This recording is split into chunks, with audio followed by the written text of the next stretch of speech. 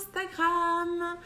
Bienvenue à mon 61e jour de live Instagram sur mon défi 365 jours d'interview de femmes merveilleuses.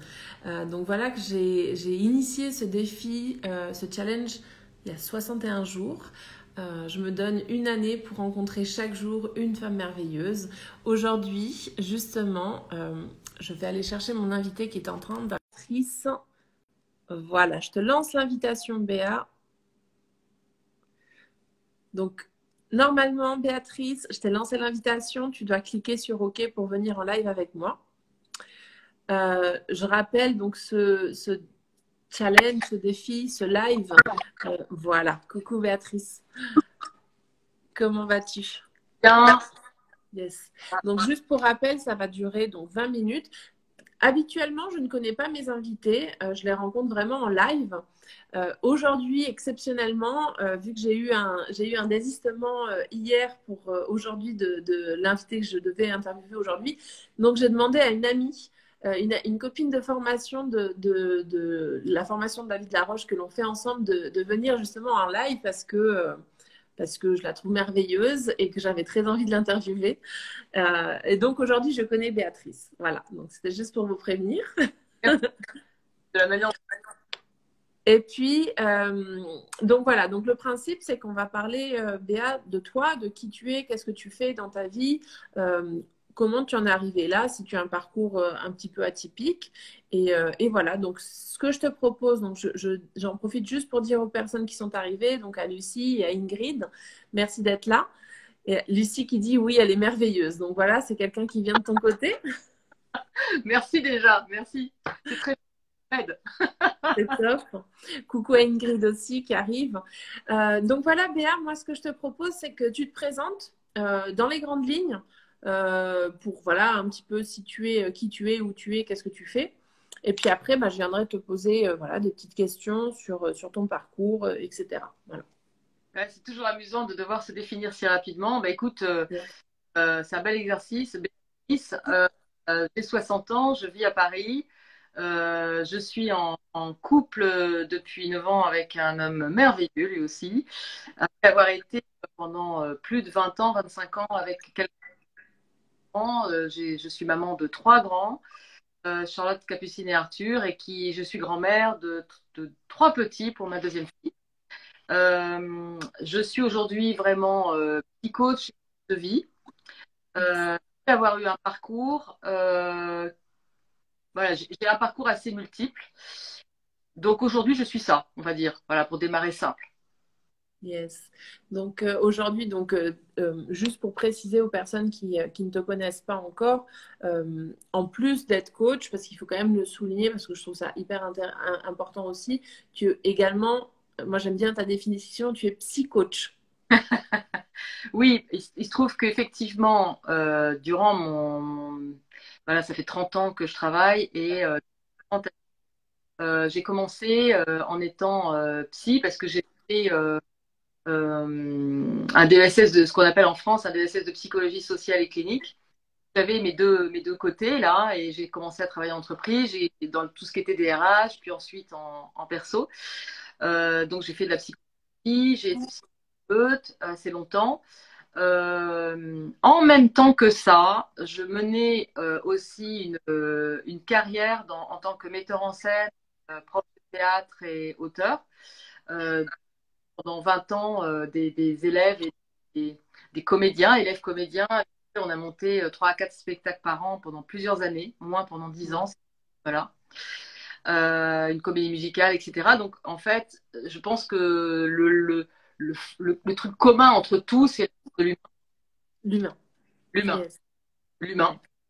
Et en même temps, comme j'avais vécu 3 ans à l'étranger jeune, j'avais fait une école de cuisine là-bas.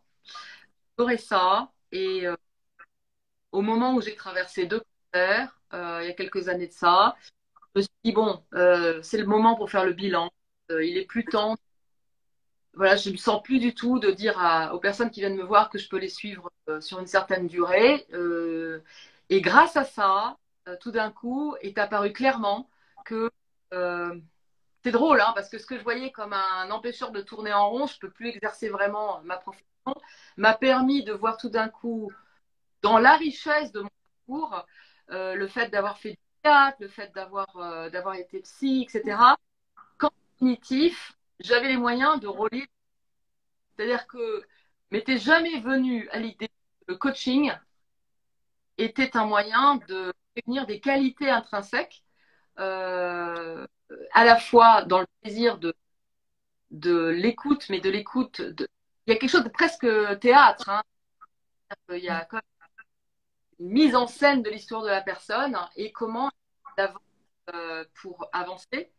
Il y a quelque chose de dynamique où je peux bouger, je me mets debout avec la personne, je travaille avec la personne. Et en même temps, il y a la psychologique qui permet, tu as raison, d'être capable de dire telle chose, éclaire d'une certaine manière le parcours de la personne. Ouais, c'est génial, c'est génial.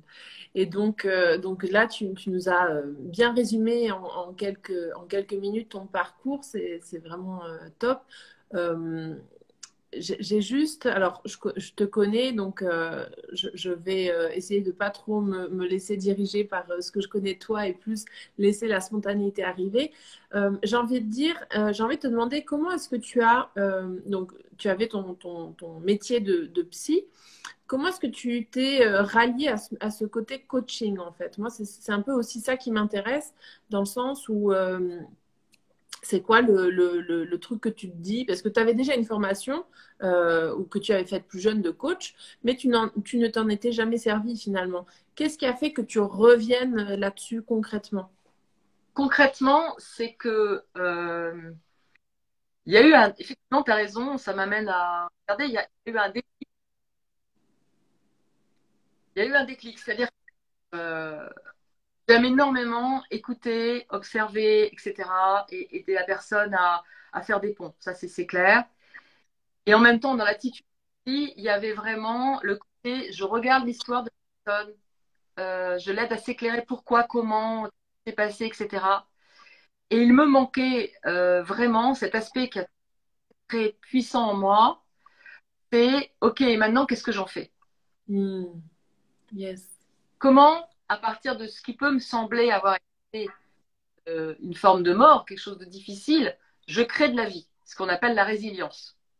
Hmm, La résilience chez une personne, tellement une merveille, si tu veux, déjà dans la mienne et dans celle des autres, que là, j'étais un peu frustrée dans ma fin de permettre à la personne d'aller dans cette. Et c'est vrai que la chance de la maladie, c'est que ça a été de me dire, mais attends, c'est ça ton truc, quoi. C'est vraiment ça. C'est ça, vraiment, aujourd'hui, c'est ce que tu as envie de faire comme ça. Donc, c'est le désir de travailler sur le niveau de résilience d'une personne ouais, pour aller vers la vie qui l'inspire. yes. On a Moisan qui te dit coucou Béatrice, ici Moisan. Je ne sais pas si on prononce comme ça, mais en tout cas, il Et t'est c'est un passé. pas qui de Moisan m'écoute. Moisan, c'est un salon de coiffure dans lequel je vais. Ok. Yes, génial. Donc voilà ce qui t'a amené à revenir sur ce chemin finalement du coaching. Et aujourd'hui, alors, explique-nous un petit peu, qu'est-ce que tu fais aujourd'hui? Donc, raconte-moi un petit peu où tu en es par rapport à tout ça. Est-ce que tu accompagnes des femmes, des hommes? Quel type de personnes tu es en mesure d'accompagner? J'imagine que tout plein, mais peut-être que tu as une préférence ou en tout cas je vais dire une cible, c'est le mot qui m'est venu, mais enfin, voilà, une typologie de clients avec Oui, lesquels tu aimes bien travailler, en fait. oui, tu as raison, parce que c'est vrai que à la fois, comment dire, à la fois, moi, mon goût de l'humain fait que durant mon existence, accueilli les gens de 12 à 77 ans, mais c'est en fait, il n'y a pas de limite. Et en même temps, je m'aperçois aujourd'hui qu'effectivement, le mélange de l'expérience, de l'intuition, de mon tempérament, de ce que je suis vraiment, me donne un réel plaisir. Enfin, le plaisir, je l'ai avec tout le monde, mais vraiment quelque chose voilà, ça circule vraiment très très bien dans les deux sens, avec, je dirais, souvent des femmes, et ça peut être des hommes, hein, mais souvent des femmes entre 30 et 40. 50, quoi, qui sont dans un moment de passage de leur existence, de changement profond entre la femme que, voilà, par exemple, prenons un exemple, je suis mère de famille, j'ai des enfants et il se trouve que j'arrive à un moment 35, 37, 38, 40, bref, où je me dis, mais bon sang, j'ai telle possibilité, telle opportunité professionnelle, et comment je fais pour vivre à la fois ma vie de famille, ma vie professionnelle. À l'inverse, une personne qui a toujours beaucoup donné à sa vie professionnelle, et puis qui arrive à un moment où elle se dit, ouais, ouais, ok, j'ai beaucoup de niveau professionnel, et en même temps, maintenant, pose la question en couple, où je me pose la question d'être en couple et d'avoir des enfants ou pas, d'accord? Et comment je fais et voilà, et je crois. Et ça peut être aussi tout simplement des personnes qui sont à un moment de, ok, ma vie professionnelle, jusque-là, je pensais que c'était bon, tout bien, et je m'aperçois que j'aimerais développer tel aspect qui est aussi fort en moi. Donc on est dans à regarder un petit peu ce qui est vraiment important pour elle à cet endroit et est-ce que en fait, c'est la découverte il y a c'est important et j'ai besoin d'ajouter quelque chose pour aller vraiment vers ce quoi je me sens bien, ou c'est un vrai virage de je quitte quelque chose pour aller vers autre chose. Mais dans tous les cas, ce qui m'intéresse beaucoup, c'est de travailler sur le changement de regard. Comment, d'une situation où je suis partie, je vais vers autre chose. Et en ayant une démarche et ça c'est vraiment quelque chose dont je suis convaincue dans ma vie, c'est que à la fois, il n'y a pas de déni sur ce que j'ai traversé jusque dans ce que ça peut être très douloureux, ça peut être très difficile, comme ça peut être très douloureux aussi.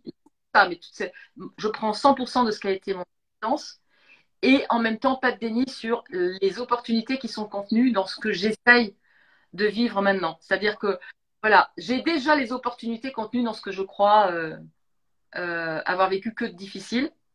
Et mon travail de coach, c'est d'accompagner que la personne transforme ça et voit comment elle peut transformer l'or qu'elle a sous son banc en or qu'elle a intérieurement, quoi. Je veux dire, elle l'a déjà. Yes, magnifique. Et c'est vrai que c'est important de le souligner. J'ai le sentiment que c'est important de souligner le fait qu'on a tous cette force en nous, finalement, cette puissance de pouvoir transformer nos vies. Oh, Quelquefois, on a besoin de quelqu'un pour nous accompagner, d'autres pas. Mais en tout cas, une chose est sûre, c'est qu'on a tout ça en nous. Voilà. Euh, c'est même Génial. pas. C'est fou.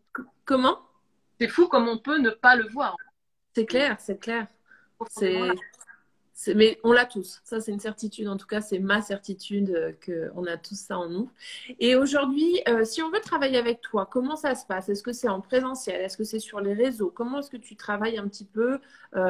Donc, ce live est ici, il est fait pour te découvrir. Donc, ce que je te propose également, c'est que quand je viendrai poster la vidéo, tu pourras venir mettre tes coordonnées en commentaire. Comme ça, on pourra contacter plus rapidement avec toi pour les personnes qui seront intéressées. Mais aujourd'hui, concrètement, si on veut travailler avec toi, Béa, ça se passe où? Alors, ça peut se passer en visio sans problème. Moi, je travaille avec un grand pourcentage de mes clients en visio. Ouais. Euh, et ça peut se passer en présentiel si la personne, effectivement, le préfère, est à Paris et a envie de venir. Et à ce moment-là, je suis dans un joli quartier. J'ai cette chance puisque je suis rue du Cherche-Midi dans le 6e. Yes. Donc, on peut travailler aussi comme ça. Dans les deux cas, et quelquefois, ce qu'on dit, soit on est dans une démarche où on a juste, par exemple, un objectif de performance. J'ai un entretien à préparer, j'ai envie d'oser aller parler à telle personne, j'ose pas, etc. Et là, on peut travailler ça sur une, deux, trois ou quatre séances. En revanche, dans la plupart des cas, qui vraiment m'intéresse, c'est-à-dire ce changement profond qui est un but ultime. Voilà, voilà ce que je veux faire de ma vie. Voilà ce que j'ai envie que ma vie devienne. Voilà ce que j'aimerais être. Je sais peut-être même pas ce que je veux dire, mais je sens qu'il y a une aspiration énorme. Là, on est dans quelque chose qui est plus long. Et moi, je propose un accompagnement sur mesure sur 3 mois, à raison d'1 heure par semaine, sachant que c'est pas 1 heure en fait, c'est 1 heure qui vraiment en présentiel ou en visio, et en même temps un véritable accompagnement d'un point A à un point B d'une semaine sur l'autre où la personne peut revenir vers moi, la difficulté, ou tiens, ce que j'avais décidé de faire comme pas, je sens que je ne fais pas parce que c'est pas ajusté, qu'est-ce que je pourrais faire comment tu vois les choses et comment je vois les choses. Donc, il y a cet aspect-là pour avancer. Il y a des outils. Voilà, je dirais, il y a moi, ce que j'aime beaucoup dans ce pack, c'est qu'il y a de la sécurité pour la personne qui prend le pack et pour moi. Personnellement, savoir que pendant 3 mois, je vais avoir le confort d'avoir quelqu'un sur 12 séances et qu'elle me pose on va avoir le temps de regarder comment poser l'objectif. Est-ce que c'est vraiment cet objectif? Est-ce qu'en fait, ça se définit autrement? Et une fois que c'est défini, tiens, ok, qu'est-ce qui fait que je crois que je ne peux pas y aller? Quelle peur se cache derrière? Quelle croyance je pourrais avoir? Tiens, comment je peux faire bouger tout ça doucement, tranquillement, tout en me respectant pour me mettre en action, avancer et aller? Je suis, Yes. je suis sûre de pouvoir leur faire gagner ça. Alors, Ouais. waouh, ça, seulement, pas beaucoup.